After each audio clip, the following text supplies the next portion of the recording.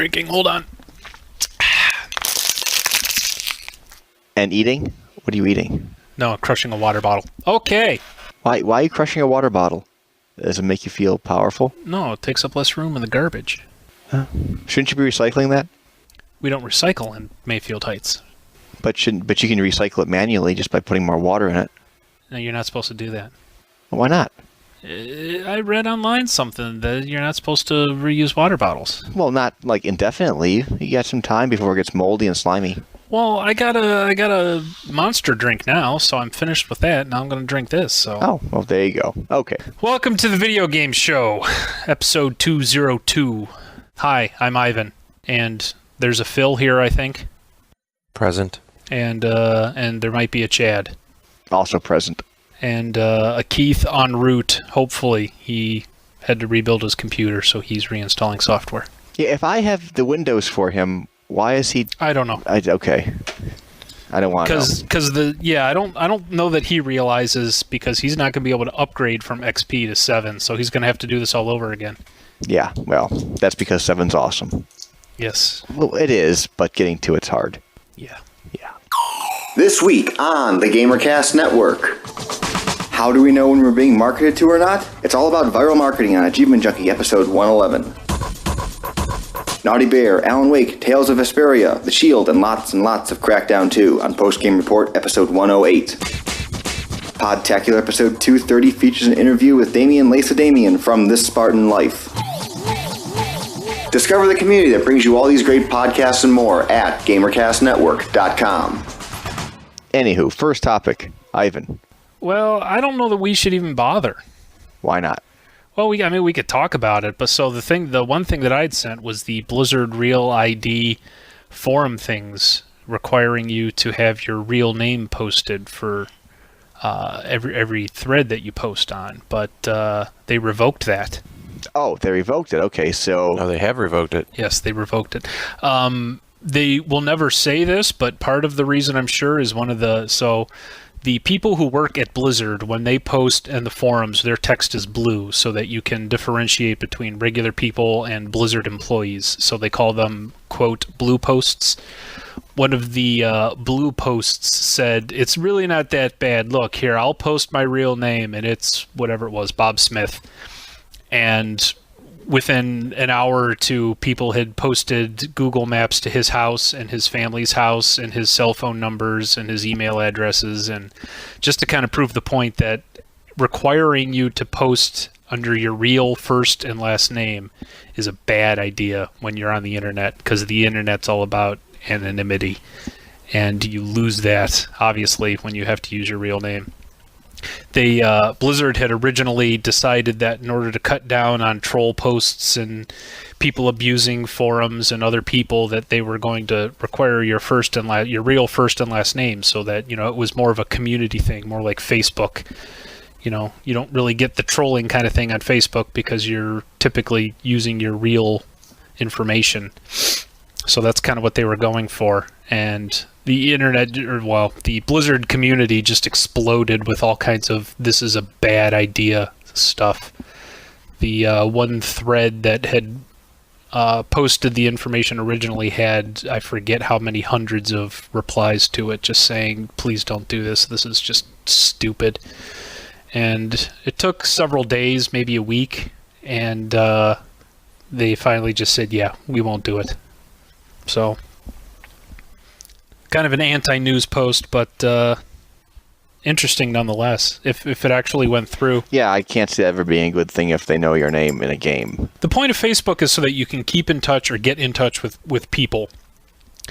And the whole point of World of Warcraft is that it's a game, and the majority of people play World of Warcraft to escape real life. They want entertainment. It's an entertainment outlet. They want to play a video game and not have to worry about the real world for a while. So when you're forced, and the forums are obviously an extension of that game, you talk about the game, you talk about stuff related to the game, and when you're required to post under your real first and last name, that kind of takes away that entertainment value and puts you in the realm of, real world stuff. And although I agree that it would be a good way to cut down on the trolls and the people abusing stuff, other people and things. It's also just a haven for malicious activities, for hackers and identity thieves and all kinds of crap. So I remember when this was first announced, people were like saying, if you don't like it, don't use it, or something along those lines. Well, but the thing was, I remember the support has to be done through the forums, doesn't it? Technical support? yeah. Well, it doesn't have to, but it's a good way to get support is through the forums. Well, I mean, just if you have a question, say you have a hunter and you want to know the best way to do a thing, you post on the forums and say, hey, I'm a hunter and I'm trying to do this thing. Can somebody help me? Well, now you post under your real name and all of a sudden you realize that your account's hacked because they figured out your real name and from there they got your address or your email address or whatever. So it's just, it wasn't a great thing.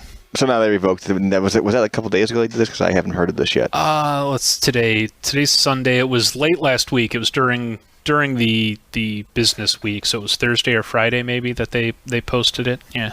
Yeah, and they just did this because someone showed that it wouldn't be that bad, and in fact, it did become that bad. Well, it was one of those things where the PR spinned it and said, we listen to the community and we do things for you guys.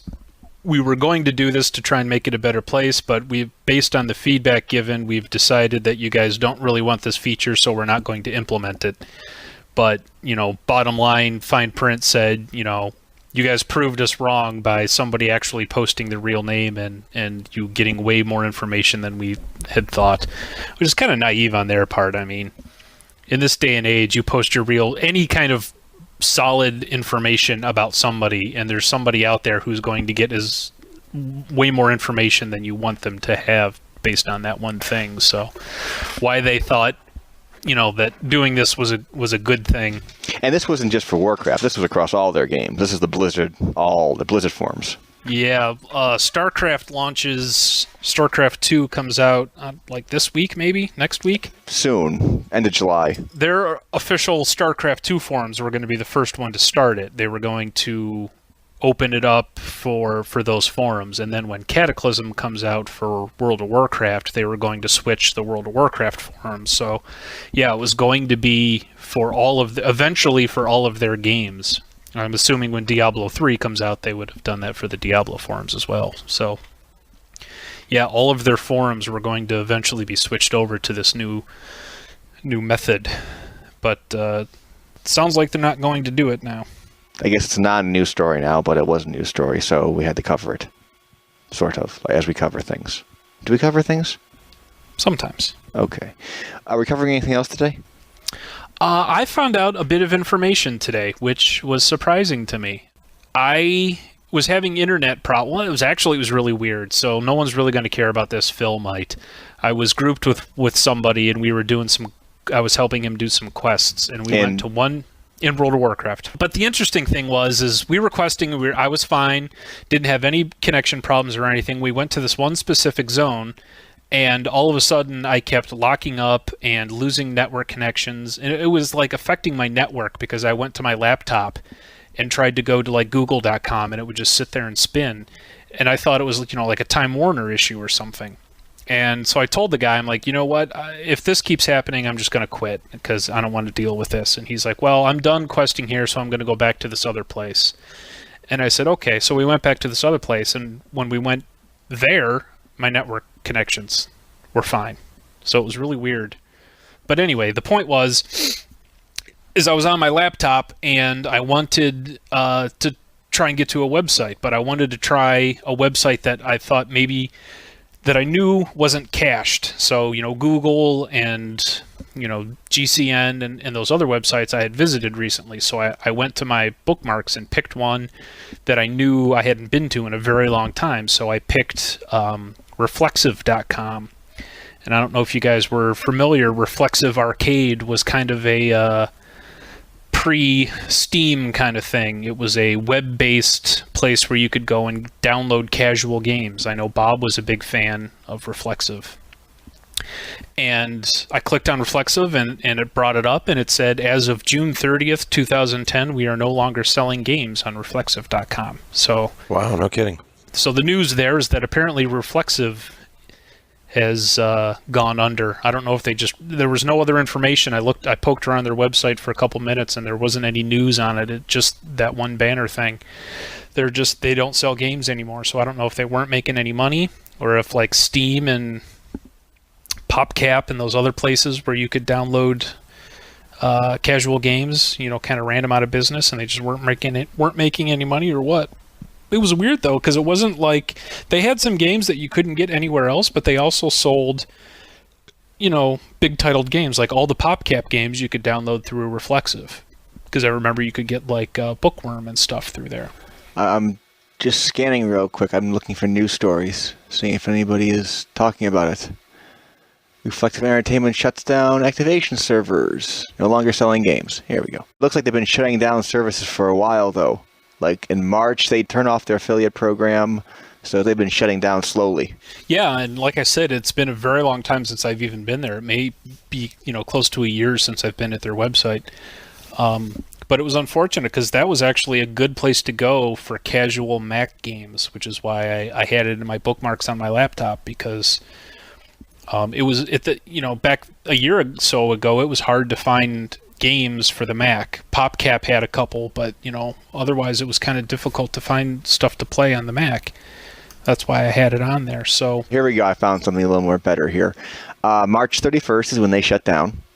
It sounds like when they shut down, and they told people at that point, install and activate your purchases by July 31st, because that's when they're shutting down all the activation servers. And then to this posting, someone from the Reflexive team replied, Reflexive will shift its business to focus on game development, and games will no longer be available for purchase from Reflexive.com. So it looks like they're changing business models. Probably because they're getting, as you said, beaten by Steam and all the other services. So the bit of news there is if on the off chance you're a Reflexive customer and you've bought a game but haven't activated it, which you can buy games and keep them, and I think you can play them for like 24 hours or something like that before you have to purchase and or activate them. So on the off chance you have one of those you haven't activated, do it before the end of the month. Yeah, it's like once it shuts down, you can no longer download from them. If you bought something, when people here are complaining, I have 34 games through Reflexive over the past 6 years. If my computer crashes, how do I get them back? Can I get them from another source? And it doesn't sound like he can. It's unfortunate. I'm sure there's something in their terms of use or something that says they have to maintain that. Usually when companies like that go under, though, they give you some sort of unlock thing that just completely un-DRMs them so that, you as long as you have the installer, you can reinstall it and without having to activate it. For the people out there, though, some companies I'd be willing to bet would work with you. I know if you bought a PopCap game through Reflexive, I bet if you contacted PopCap, they might be able to help you out with like an activation code if you lose it or something like that. But for the most part, the independent games probably know. Little tiny ones. Yeah, probably not. Okay, so that's another topic down. 2 topics down. Keith's still out. How's Alan Wake? Tell me you played Alan Wake. Unfortunately, no, because that was Mary's thing. I was playing with her, and she hasn't been over. She's been over a few times, but we haven't played any games while she was here. So we haven't actually played it since that one time. I did get Crackdown 2. I got a download code for Crackdown 2, so I played Crackdown 2 for a couple hours. It's a lot like Crackdown. Unfortunately, I haven't made it far enough to, see if there's any really cool, new techniques, new moves and stuff you can do. The gameplay is identical to Crackdown. You run around, you beat up thugs, you get quests, you find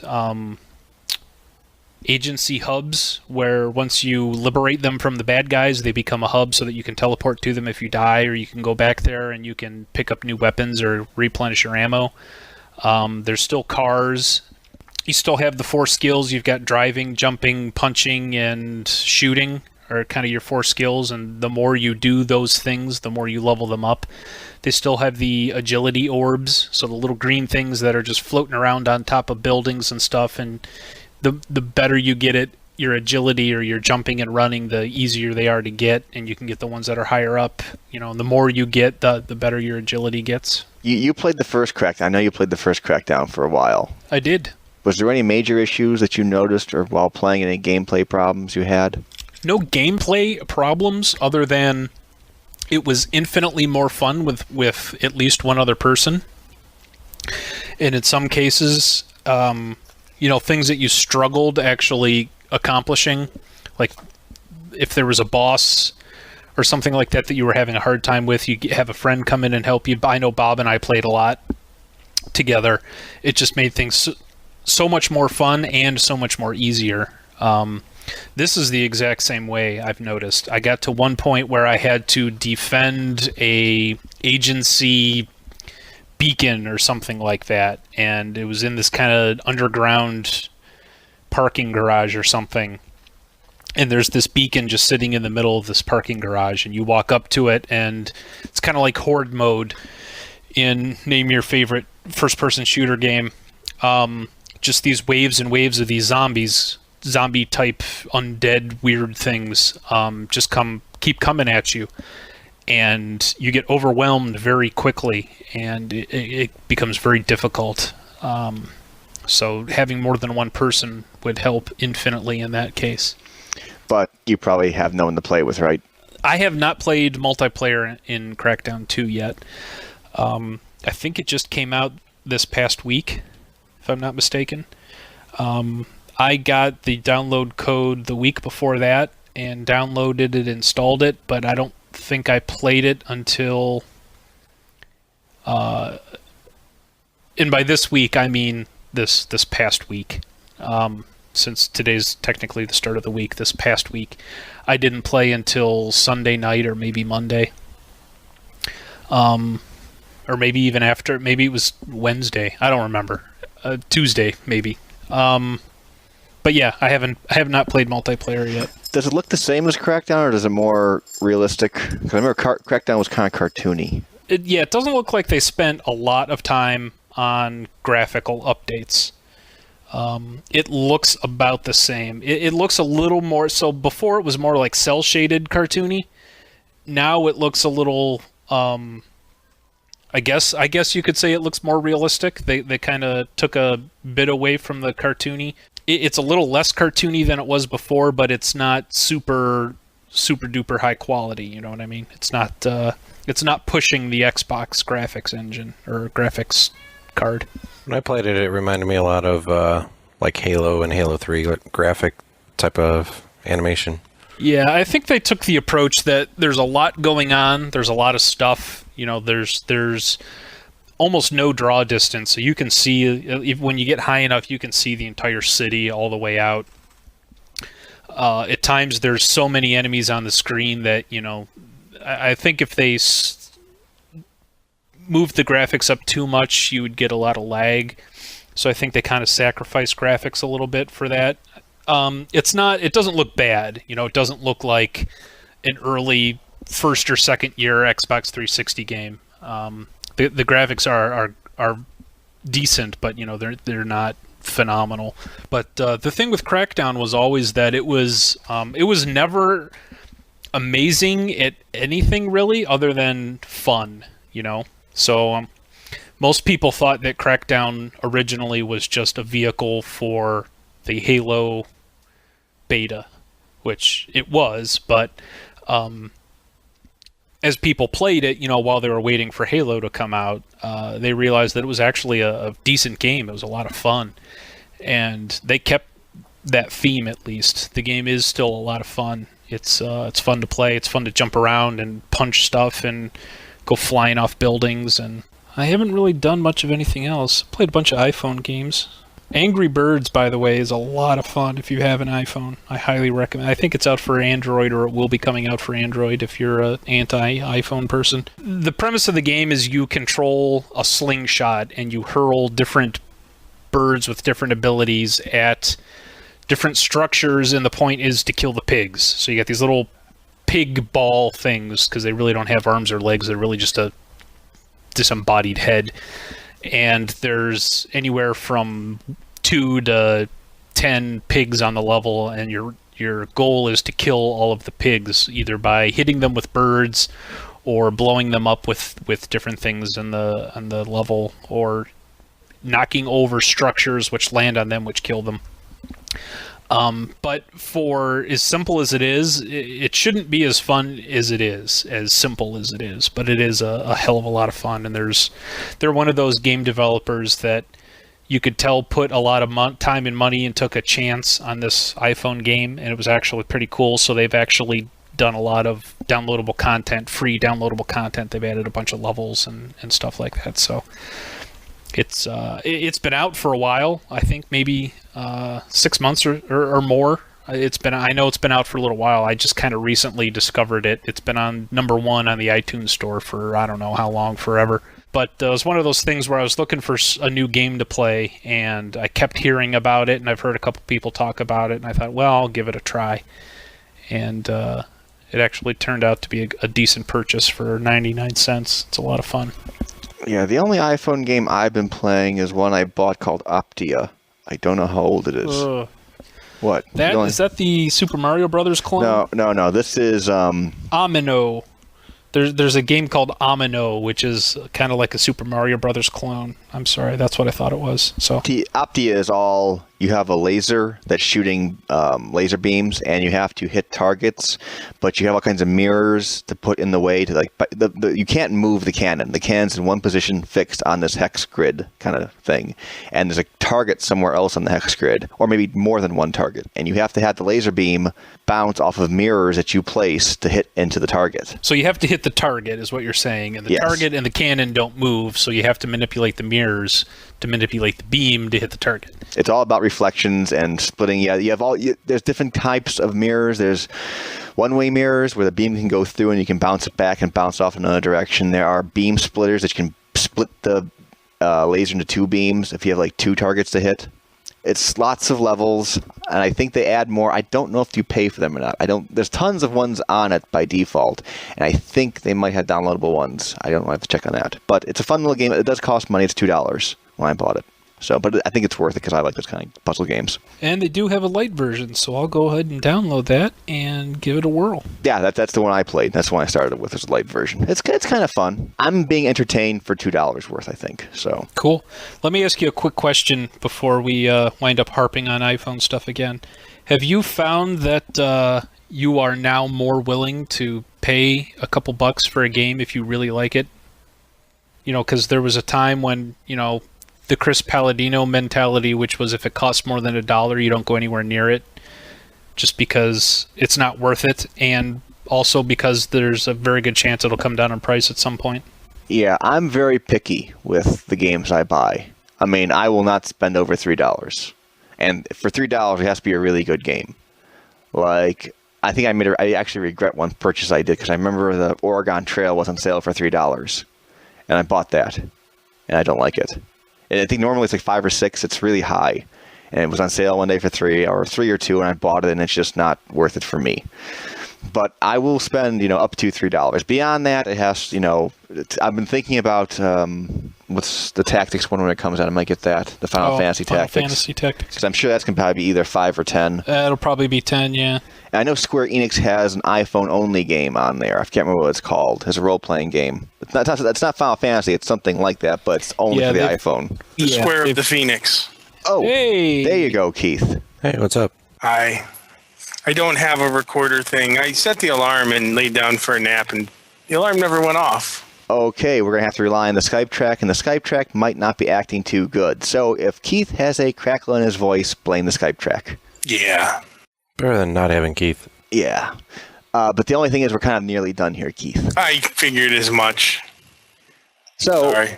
we were talking iPhone games. I gathered as much. Yeah. Is there any- Square Heart of the Phoenix by Square Enix.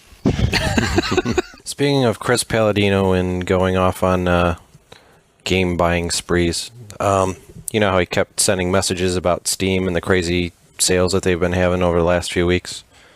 They have, let's see, I found top 10 Steam sales for last week. Oh, what was the top number one game from the sale? Because that sale was pretty big. They had a lot of good stuff on sale. I know the THQ pack was pretty popular from what I understand. Let's see, THQ pack was number 5, Civ 4 was 6, Let's see, what else was decent? APB was 3, Battlefield 2, Bad Company 2 was number 2, and Call of Duty Modern Warfare 2 Resurgence Pack was number 1. I know the APB game wasn't on sale. That just came out. That's brand new. Yeah, that's a new retail game, right? Yeah, that's an open world, Grand Theft Auto-like multiplayer game. It looks kind of like Crackdown to me for some. I think it's by the same people, isn't it? Because I thought there were rumors at one point that APB was going to be a Crackdown MMO. Yeah, Real-Time Worlds. When they were doing the demo at PAX, I couldn't understand if it was good or bad thing to have an APB out on you in the game. It almost sounded like it was a good thing, because then it was like, would give you like all sorts of rep and whatnot. All I know is it's supposed to be good, but this is a game, I think their monthly payment plan was kind of different. It was like you paid so much and had so many hours available to you. Like if you paid, they had a really weird scheme. Let me look that up. Oh, that's interesting. It wasn't like pay $10 a month and get, pay 15, get unlimited free. It was like pay 5 and get 20 hours. So I'm not a fan of that, actually. Sounds like the old AOL payment plan. I don't know if they it's right here. It's right here. Here we go. Come on, where is it? I just saw it. There it is. The game by itself comes with 50 hours of game time and unlimited free access to the social districts. That's when you buy the game. After 50 free hours of game time, you either choose to pay for 20 hours for $7 or unlimited 30 days for $10. So it's the kind of scheme you want to do there. So it's $10 a month. $10 a month, or you can pay $7 for 20 hours. It depends on how much you play the game. So here's the lowdown. The original Crackdown for the Xbox 360 was developed by Real-Time Worlds and published by Microsoft.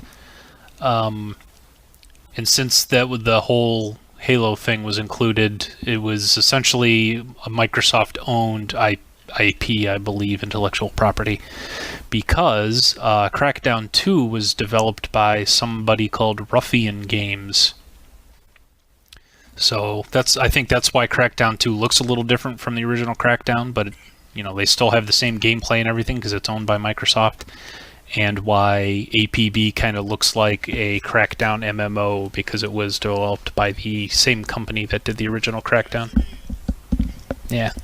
To be honest, I don't have much time to edit tomorrow, so it would probably be good to shut the show down now. That was episode 202. Yes, 202. Any final or closing words people would like to impart upon us? Keith, any thoughts? No. Okay, good. Shattered dream pie to the Cleveland Cavaliers. Once again, they will suck. For what? That you don't know? How can you not know, Keith? No, I know. Yeah, we don't have to go into details. That's enough said. And again, how can we once again suck when we've never taken the dick out of our in the first place? Happy birthday, Cole Bull is dead. Happy birthday. Happy birthday. And Neon Skull, who I don't know who that is. Sorry. But Cole Bull is dead, has been around forever and a day. He's one of our moderators. Wasn't he doing a bunch of our best ofs too? Yeah, he joined our forums back in 2006 along with everyone else. So, happy birthday.